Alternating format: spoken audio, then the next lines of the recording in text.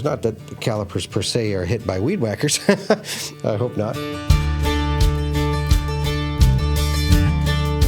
Prevent, protect, prolong is what we're all about. To protect my calipers and to make them look really nice, I put on some caliper covers.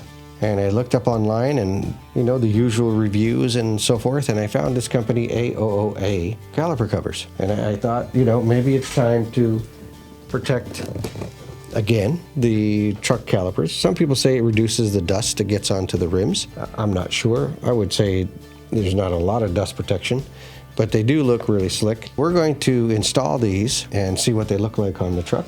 You're going to see the before, you're going to see the after. It's not that the calipers per se are hit by weed whackers. I hope not, but they'll certainly look good on the truck. So reached out to this company and I bought them with my own money. I thought they were really nice looking, and of course how they're going to look on the truck, that'll make the difference, obviously. And what's involved to install them. Are they really as easy as they appear to be?